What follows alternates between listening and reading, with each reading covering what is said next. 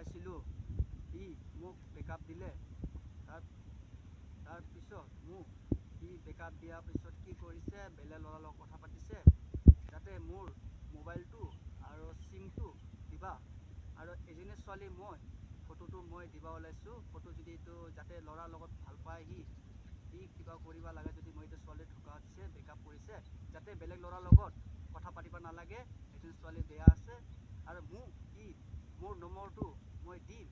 তাৰপিছত মোৰ নম্বৰটো যদি মেছেজ কৰিব লাগে, মই সৰুৰ পৰা ইনষ্টাগ্ৰামত ভিডিঅ' বনাইছোঁ, যাতে এইটো ছোৱালীৰ লগত যাতে বেলেগ ল'ৰাৰ লগত একো হ'ব নালাগে, যাতে আমাৰ ডেকাবিলাক ল'ৰাৰ লগত মই যদি ভাল পোৱা হয়, যদি ভালকৈ যদি কথা পাতে, যদি এইটো ছোৱালী যাতে বেয়া হ'ব নালাগে, ইমান যাতে একো হ'ব নালাগে। আমাৰ গাঁৱৰ মানুহবিলাক যাতে এইটো ল'ৰাৰ লগত যদি কথা পাতে, যদি মোক যেনেকৈ কৰিছে ধোকা, মোৰ টকা খাইছে, মোৰ 10,000 টকা মোক যেনেকৈ তাক মই দিছিলোঁ, তেনেকৈ মোৰ হাতত সি দিব লাগিব।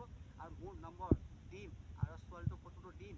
এইটো যদি ছোৱালীটো যদি দেখা পায়, চবেও মোক কমেণ্ট কৰিব আৰু লাইক কৰি দিব। তাৰপিছত যাতে এইটো ছোৱালীটো মোক দেখা পালে, তাৰপিছত মই আপোনাৰ নম্বৰ দিম, মোক মেছেজ এটা কৰিব।